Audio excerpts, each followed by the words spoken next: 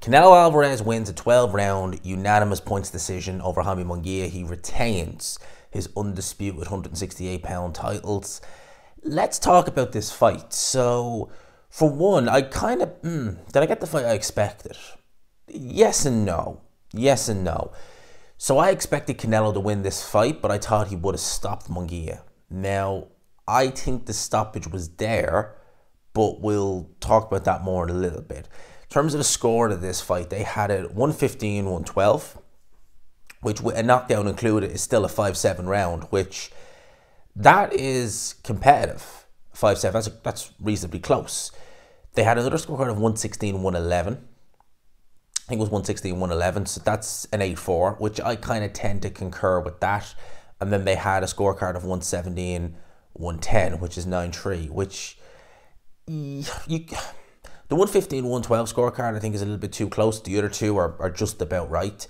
Let's talk about this fight. So, going into this fight, I made Alvarez the favourite. I thought that, okay, Alvarez... we definitely don't have a peak Canelo anymore, the Canelo of 2018 to 2021. I don't think we have that Canelo anymore. We still have a very good Canelo, and I think he has enough to beat Munguia comfortably and stop him. Now, early on, Munguia used the jab in the first round. I only caught the very end of the first round because I actually fell asleep but way before the ring walks, and I thought I missed the whole fight, so I was glad that I only missed a bit of the first round. Kind of caught the end of it. Munguia did all right in that round, won that round. Second round was more competitive. You could have really given that round either way. I wouldn't have minded if he gave that to Canelo, wouldn't have minded if he gave it to Munguia. Round 3, I started thinking, oh, we could be onto something here. What I mean is we could be onto an upset here, because round 3, it was apparent that the head movement wasn't what it used to be for Canelo. In fact, it just wasn't really there at all. You're used to seeing Canelo have such good head movement that if you look at the Danny Jacobs fight, something as basic as a jab was kind of null void for Danny Jacobs because the head movement from Alvarez was so good. Even someone like Danny Jacobs, who had long reach, who was fast, who had a good jab, useless. Useless against Canelo Alvarez because of the head movement. There wasn't any head movement here in this fight. And in round number 3, it was really weird because you're seeing Canelo get hit more than you're used to seeing him. He's keeping the high guard, but shots are getting through from Munguia. And you're looking at it, you're thinking, oh, wow, you know, is this actually happening? Is Munguia actually going to take over? Is he just going to be able to outwork? And can Canelo hurt him? Now, Munguia wasn't able to hurt Canelo, although he was landing. And you could see the shots they were landing, they were hitting. And you're not really used to seeing Alvarez get hit that clean.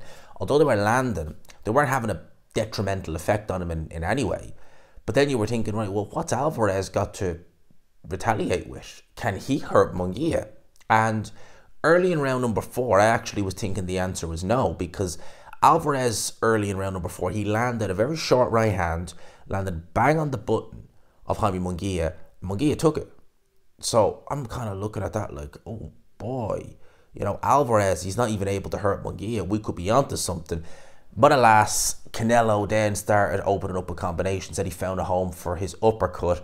He landed a big uppercut in round number 4, and Jaime Munguia went down. He went down hard. And I actually thought at that point, oh, well, this is going to be a win for Canelo.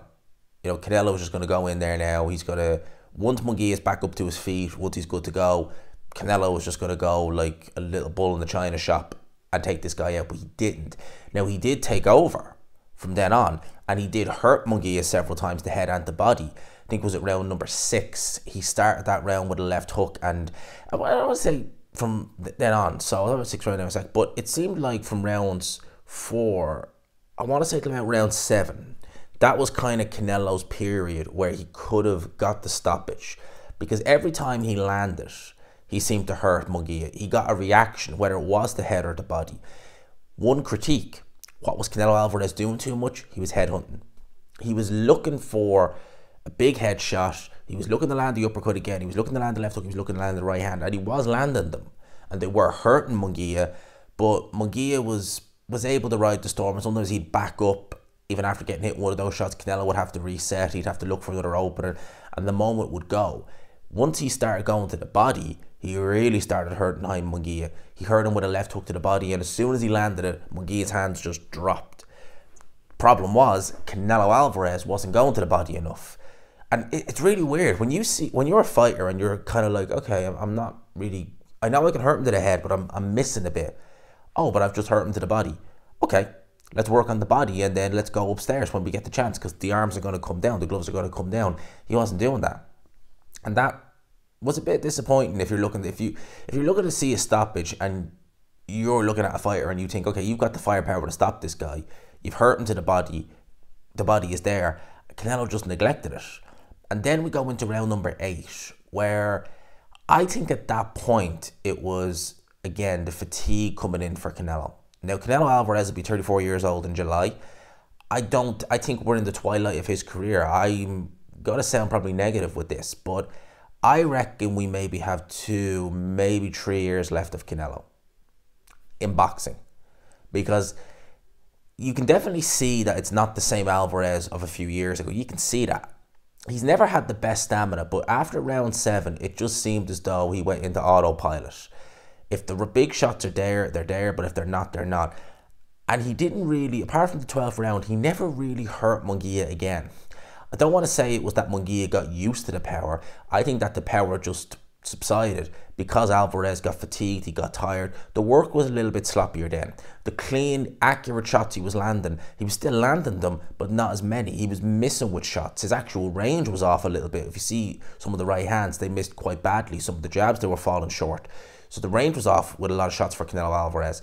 Munguia at that point was able to claw back a few rounds. You know, he was able to just outwork Canelo. Wasn't really hurting him, wasn't really doing much else, but he was just outworking Canelo, and Canelo was just coming short and missing.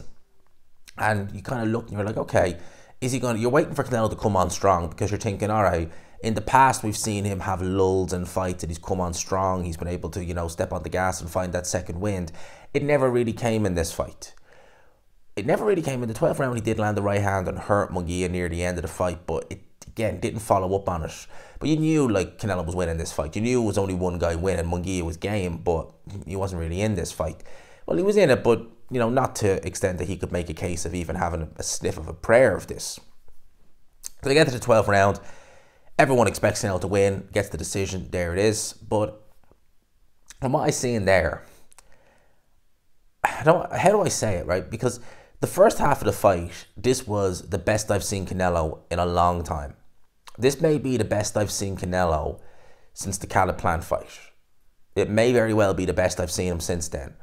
But he wasn't able to sustain it.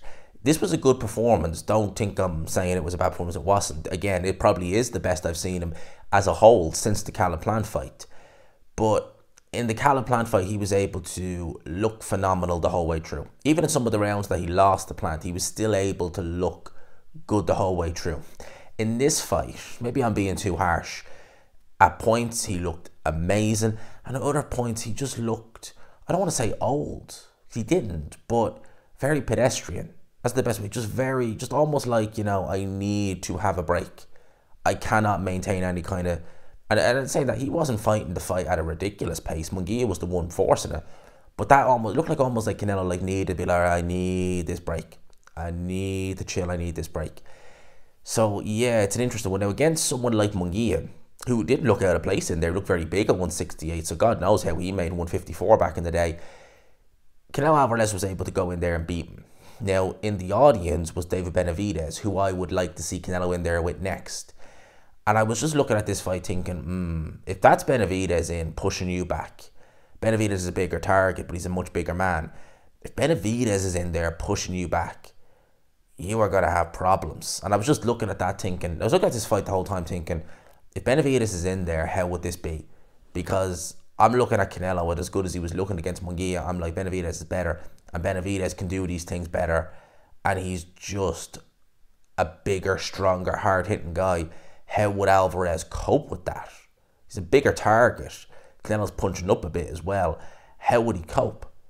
I really don't know.